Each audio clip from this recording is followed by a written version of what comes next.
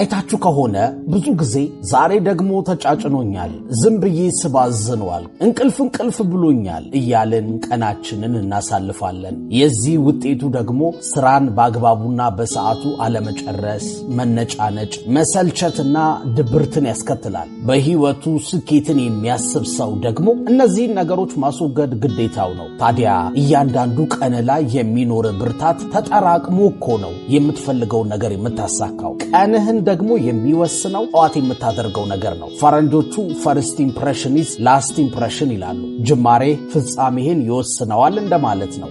ቀንህ ላይ ባለስልጣን የሆነው የጠዋት ልምድህ ምን መምሰል እንዳለበት እናወራለን። የተሳካ የሚያስደስት ጠዋት ቢኖረን ደግሞ በቀን ውስጥ ከሚሰሙን መጥፎ ስሜቶች ውስጥ አብዛኛውን የመቀነስ ዕድል ይኖረናል። በጠዋት ተነስተን ማንኛውንም ነገር ማከናወን ሞት መስሎ የሚታየን ብዙ ሰዎች ልንኖር እንችላለን። ግን 1 ሰዓት ቀድመን ተነስተን ያለንን አንድ ህይወት ማሳመር መቻል በራሱ ትልቅ ስኬት ነው። በማለዳ ማድረግ ያሉብን ቀላል ግን ለህይወታችን በጣም ወሳኝ የሆኑ 10 ጸባዮችን እነግራችኋለሁ። ከ10ሩ ውስጥ ግን ስንቱ የእናንተ የጠዋት ጸባይ እንደሆነ ራሳችሁን ትፈትሻላችሁ። የመጀመሪያው ለህይወታችን ወሳኝ የጠዋት ጸባይ ቀደም ብሎ መነሳት ነው። ማልዶ መነሳት የብዙ ስኬታማ ሰዎች ጸባይ ነው። ከሞቀ እንቅልፋችን ለመነሳት ያለውን ትግል ለማሸነፍ አላርማችንን እንደ መሳሪያ ተጠቅመን እንተኛለን። ነገር ግን በጮኸ ቁጥር ስንቴ ነው እያጠፋን ተመልሰን የምንተኛው? የመነሳት ጉጉት እንዲኖርህ የሚያደርግ ዓላማ እና አስተሳሰብ ከሌለ አይምሮህን አሳምኖ መንቃት የማይታሰብ ነው። የምትወደውን ወይ የምታከብረውን ሰው በዛ ሰዓት ቀጥረህ በጣም በጠዋት ተነስተህ ታውቃለህ እኮ ከዚህ በፊት። አንዳንዴ ወሳኝ ጉዳዮች ሲኖሩህም ተነስተህ ታውቃለህ። ትልቁ ችግርህ ወጥ በሆነ መንገድ በየቀኑ አትነሳም ነው። ስለዚህ ሁልጊዜም አይምሮህን የሚያባንነው ጉዳይ ቢኖር ትነሳለህ። ለዛ ነው የሚያባንን ዓላማ፣ በጠዋት የሚያስነሳ የአጭር ጊዜና የረጅም ጊዜ እቅድ የሚያስፈልግህ። ለምሳሌ የሚጮኸውን አላርም ከአጠገብህ ብታርቀው በጠዋት ለመንቃት በመጠኑ ይረዳሃል። ምክንያቱም አላርሙ በጠዋት ሲጮህ ከአጠገባችን ካራቅ ነው ለማጥፋት ስንል የምናደርገው እንቅስቃሴ ሰውነታችንን ስለሚያነቃቃው በዛው እንድንነቃ ሊያደርገን ይችላል። ግን በጠዋት የሚያባንንህ አላርሙ ሳይሆን ዓላማህ፣ ጩኸቱ ሳይሆን ተነስተ የምትሰራው ጉዳይ መሆን አለበት። ያለበለዛ በግዳጅ ውትድርና እንደገባ ሰው ነው የምትሆነው። በጠዋት መነሳት ግን በጣም ወሳኝ ነው። ሁለተኛው ህይወታችንን የሚቀይረው የጠዋት ልምድ ብርሃን ማግኘት ነው። በጠዋት እንደተነሳን ብዙውን ጊዜ መስኮታችንን የመክፈት ብርሃን የማስገባት ልምድ ያስፈልገናል። ብርሃን የመነቃቃት ስሜትን ስለሚፈጥር ሳይንሱ እንደሚለው የፀሐይ ብርሃን ስናገኝ በውስጡ የሚይዛቸው ትናንሽ ፎቶን የተባሉ በአይን የማይታዩ ንጥረ ነገሮች በአይናችን በኩል ያልፋሉ። ከዛ ለጭንቅላታችን የእንቅልፍ ሰዓት እንዳበቃ አውቆ እንዲነቃ እና ደግሞ የተቀረውንም የሰውነት ክፍል እንዲያስነሳ ያዙታል። ብርሃንን መመልከት ስንል ግን ቀጥታ ወደ ፀሐይ መመልከት አይደለም። ነገር ግን መስኮታችንን ከፍተን የምናገኘው ወይ ደግሞ መንገድ ላይ ስንሄድ የምናየውን ብርሃን ማለታችን ነው። አንዳንድ ጊዜ ቤት ውስጥ ስንውል በቂ ብርሃን ላናገኝ እንችላለን። ስልክ ወይ ኮምፒውተር ላይ ጊዜያችንን እናጠፋለን። ቆይተን ከአልጋችን ተነስተን የሚኖረን ስሜት ግን የመደበር ስሜት ነው። ምናልባት ግን ከሰዓት ያንን በቂ ብርሃን ካገኘን እንነቃለን። ችግሩ ግን ሰውነታችን ይሄንን ዑደት ተከትሎ ሲሄድ ማታ በጊዜ ለመተኛት ይቸግረናል። ምክንያቱም በቂ ብርሃን በሰዓቱ ስላላገኘንና ዑደቱን ስላዛባ ነው። የመተኛትና የመንቃት ሰዓታችንም አብሮ ይዛባል። ስለዚህ በጠዋት እንደተነሳን በቂ ብርሃን ማግኘት ተአምረኛ የሆነውን ሰውነታችንን የመንቃት ሂደቱን ያስተካክለዋል። አርፍደህ እየተነሳ የቤትህን ብርሃን ዘግተህ ከዋልክ ግን የድብርት ስሜቶች ተሰባስበው አንተ ጋር መኖር ይጀምራሉ። ለነገሮች ፍላጎት እንድታጣ፣ አንዳንዴም ህይወት ትርጉም እንዳይሰጥ ያደርግሃል። ተፈጥሮ በፀሐይ ብርሃን በኩል የምትሰጥህን ጥቅም ማባከን የለብህም። የጠዋት ብርሃን ያስፈልግሃል። ሶስተኛው ህይወታችንን የሚቀይረው የጠዋት ልምድ ራሳችንን ለማንቃት መሞከር ነው። ሁሉም ሰው በጠዋት ከተነሳ ራሱን ለማንቃት የሚያደርገው የተለያዩ ልማዶች ይኖሩታል። ለምሳሌ ስመጥሩ ባለጸጋ ኤሎን መስክ ህይወቴን የቀየረው አንድ ልምድ ቢኖር በየጠዋቱ እየተነሳው የምወስደው ቀዝቃዛ ሻወር ነው ይለናል። እነ ኦፕራና ሌሎች በጣም ታላላቅ መንፈሳዊ መምህራን ደግሞ በጠዋት ተነስቼ በህይወቴ ውስጥ የተደረጉልኝ 5 ነገሮች ጽፌ ሳመሰግን ቀኔ በጣም ብሩህ ይሆናል ይሉናል። ጠዋት ከተነሳም በኋላ ሙሉ በሙሉ ቀን ላይ እንደምንሆነው አይነት ንቃት አይኖረንም። ለትንሽ ጊዜ እንቅልፍ ይለናል። እንደተነሳን ያለውን የእንቅልፍ ስሜት ለማጥፋት የሚረዳን የሰውነት እንቅስቃሴ ነው። የአካል ብቃት እንቅስቃሴ ስናደርግ የልብ ምትና የሰውነታችን የደም ዝውውር ይጨምርና ወደ በለጠ መነቃቃት ይወስደናል። በነገራችን ላይ ቀዝቃዛ ሻወር መውሰድም የአካል ብቃት እንቅስቃሴ እንደ መስራት ነው የሚያነቃቃው። ራሳችንን ካስተዋልነው ከእንቅልፋችን ስንነቃ የሰውነታችን ሙቀት ይጨምራል። ሞቆን ነው የምንነቃው። ቀዝቃዛ ሻወር ውስጥ ስንገባ ግን ሰውነታችን የሚሰማው ድንጋጤ ይኖራል። የሚፈጠረው የድንጋጤ ስሜት ደግሞ አይምሯችን ውስጥ እንቅልፍ የሚለውን ስሜት በማባረር እንድንነቃ ያደርገናል። ግዴታ ጠዋት ስትነሳ ይሄንን አድርግ የሚባል ህግ የለም። ስፖርት ልትሰራ፣ ሻወር ልትወስድ፣ ቡና ልትጠጣ ወይ ደግሞ ሜዲቴት ልታደርግም ትችላለህ።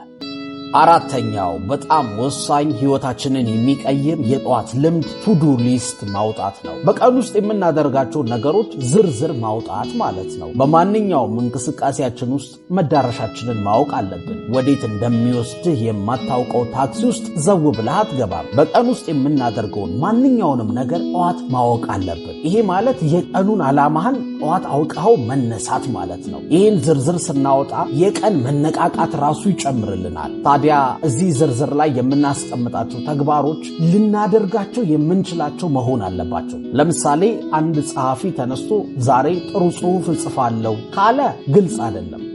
ነገር ግን በዚህ ርዕሰ ጉዳይ ላይ 2 ገጽ የሚያክል ጽሑፍ እጽፋለሁ ቢል ለመተግበር ቀላል ይሆንለታል። ልክ እንደዚህ በየትኛውም የሥራ ዘርፍ ላይ ብትሆን ማድረግ የምትፈልገውን ነገር ለመተግበር በሚመች መልኩ አስቀምጠው። በተለይ ግልጽና አጠር አድርገህ ከጻፍከው ማታ እንዳሳካኸውና እንዳላሳካኸው ለመመዘን ይመችሃል። 5ኛው በጣም ወሳኝ ህይወት ቀያሪ የጠዋት ልምድ ከራስ ጋር ንግግርና ምስላዊ እይታ ነው። በጠዋት ተነስተን ለራሳችን የምንነግራቸው ነገሮች ውሏችን ላይ በጣም ተጽዕኖ አላቸው። ነጋዴው ዛሬ 200 ብር እሰራለሁ፣ መጽሐፍ አንባቢው ዛሬ 60 ገጽ አነባለሁ ሊል ይችላል። ለራሳችን ደጋግመን የምንነግረው ነገር በውሏችን ውስጥ መከወኑ የማይቀር ነው። ስለዚህ አወንታዊ የሆኑ እነዚህን ዛሬ አደርጋለሁ የሚሉ ማረጋገጫዎችን ለራሳችን እንሰጣለን። እነዚህ እቅዶች አሉታዊ በሆኑ መንገዶች መግለጽ ተገቢ አይደለም። ለምሳሌ ዛሬ አላረፍድም ብንል ሐሳባችን ትክክል ነው። ነገር ግን አላደርግም ከሚለው ሐሳብ ይልቅ አደርጋለሁ ወደሚለው ብናመዝን ለአይምሮ ያለው አወንታዊ ጫና ከፍተኛ ነው። ሌላው ደግሞ በጣም አሪፍ ልማድ የሚባለው አደርጋለሁ የምንላቸውን ነገሮች በአይምሯችን መሳል ነው። እነዚህን ስዕሎች አይምሯችን ውስጥ ስንፈጥር ቪዥዋላይዜሽን ይባላል። ብዙ ዕውቅ ተመራማሪዎች ሊሰሩት ያሰቡትን የፈጠራ ውጤት በጭንቅላታቸው በማመላለስ እየተመለከቱት ካሰቡበት ይደርሳሉ። እኛም ጠዋት ከተነሳን በኋላ የምናደርገውን ነገር ማወቅ ብቻ ሳይሆን በምስልም አይምሯችን ውስጥ ማመላለስ አለብን። ምክንያቱም ምስሎችን አይምሯችን ውስጥ መፍጠር ከቻልን መሬት ላይ ማውረዱ ከባድ አይሆንም። ለዛም ኢማጂኔሽን ሕይወትን ይቀይረዋል ተብሎ ብዙ ቦታ ላይ የምትሰሙት። 6ኛው የጠዋት ጸባይ ደግሞ አመስጋኝ መሆን ነው። ገና እንደተነሳን ውፍ ደሞ ነጋ፣ አሁን ወደዛ አስቀያሚ ስራ፣ ወደዛ አሰልቺ ትምህርት ቤት ልሄድ ነው ደግሞ እያልን እያማረርን እንነሳ ይሆናል። እዚህ ጋር ግን አንድ ነገር አስታውሱ። ስራ የሌለው ትንሽዬም ቢሆን ገቢ እንኳን የማያገኝ ከሰው የሚጠብቅ ኑሮ የመረረው በ10 ሚሊዮኖች የሚቆጠር ሰው ሞልቷል።